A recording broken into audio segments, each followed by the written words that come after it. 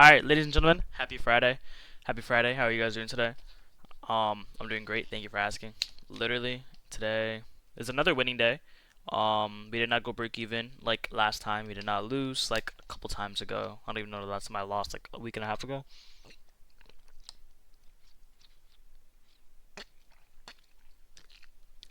Oh, but excuse me, alhamdulillah.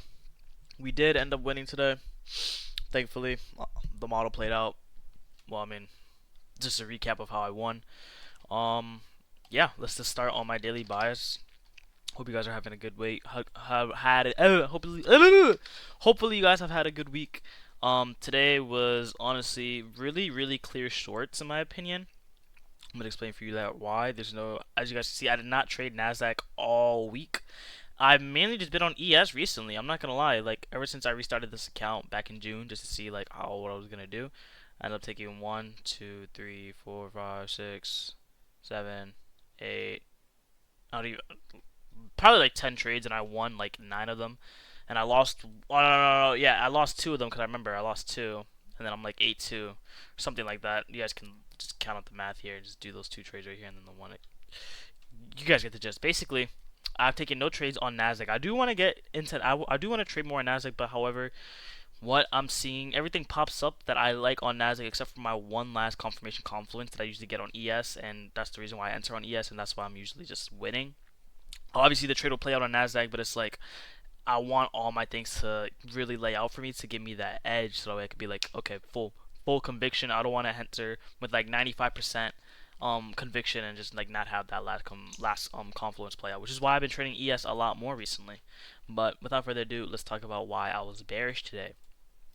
Coming into today, honestly, we ended up having this nice daily gap, whatever this was, to be honest. I have no idea what this was from yesterday, but I wasn't really paying attention to that.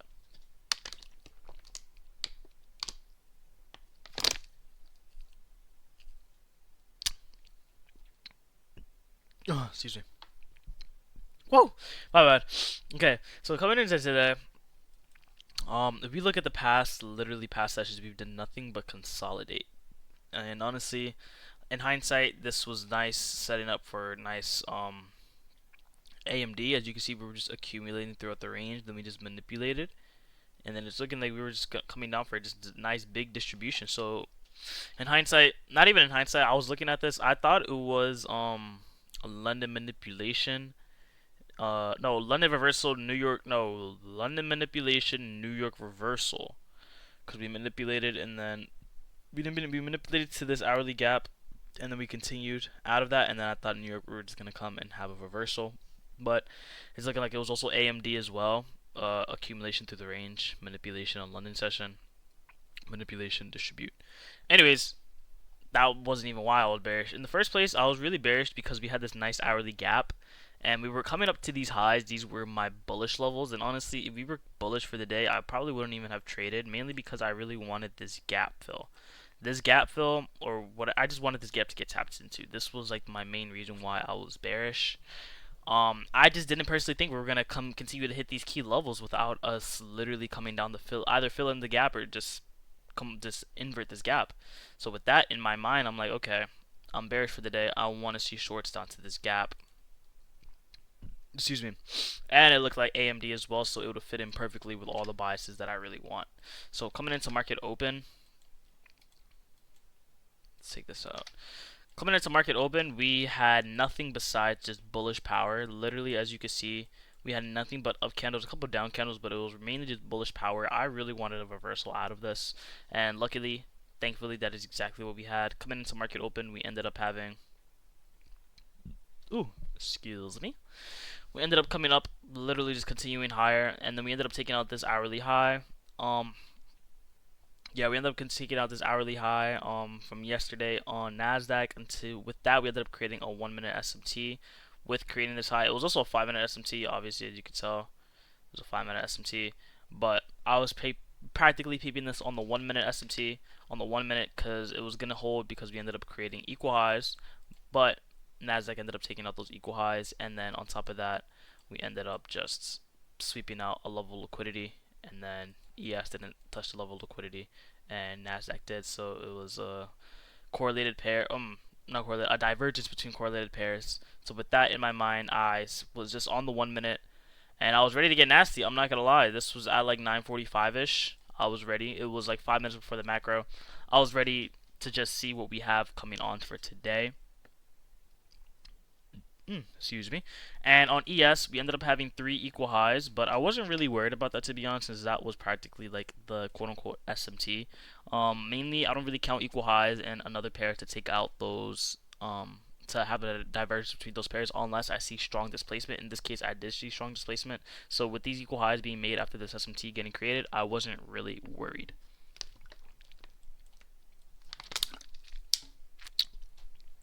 On top of that, I was ready to get nasty. Pause. What did we have? We had a series of up close candles, and we ended up just placing below it. This is our nice change in its state. On top of that, we ended up running through this gap as well.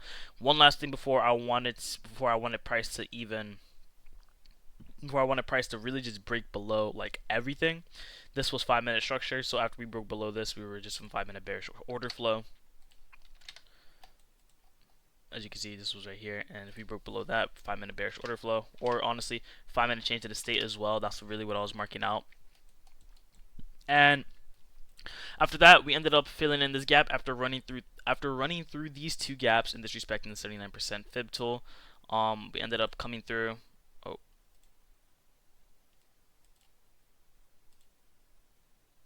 okay, I did it wrong, but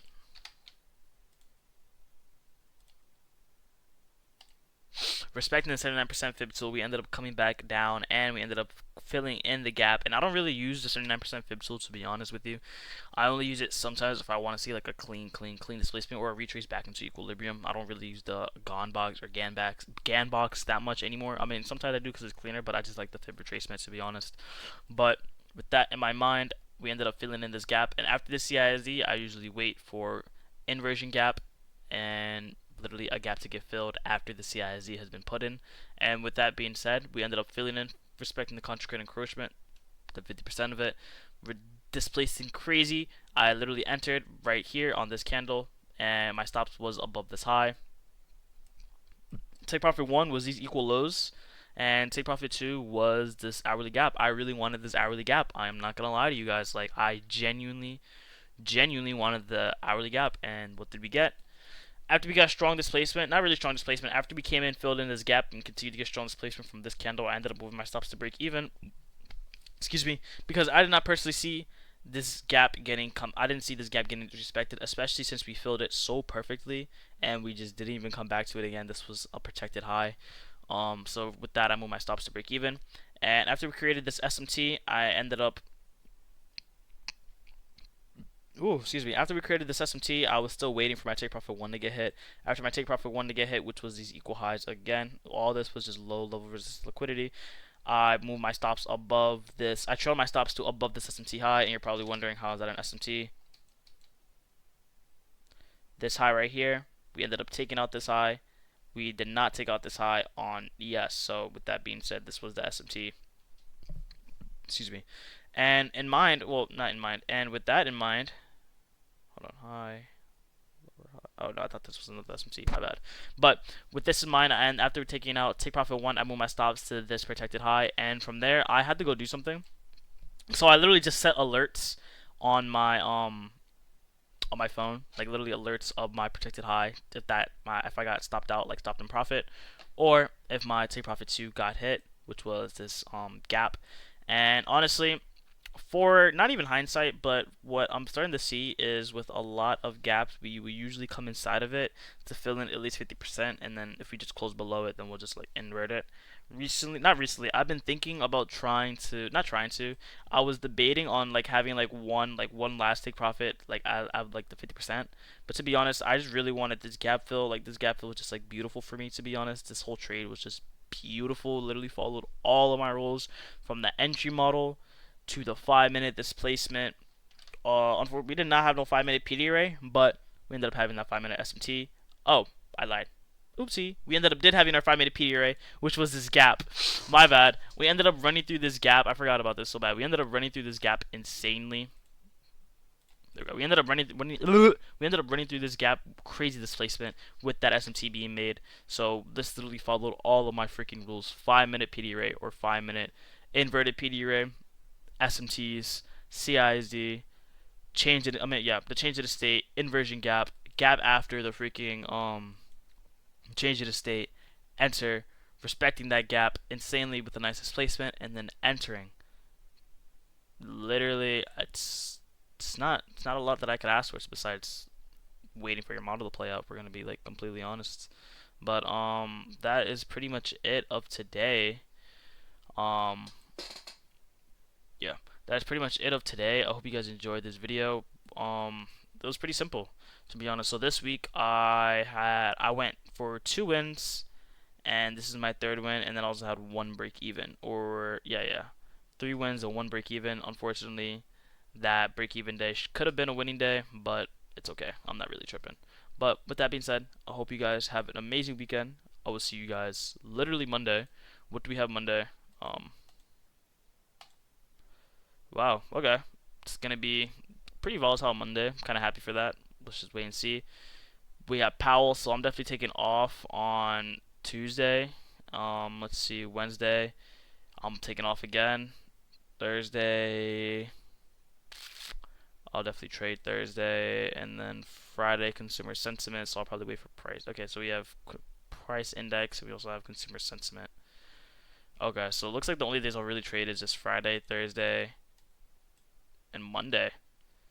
And with that, it'll be a wrap to June. Well, it won't be a wrap to June, but it'll almost be a wrap to June.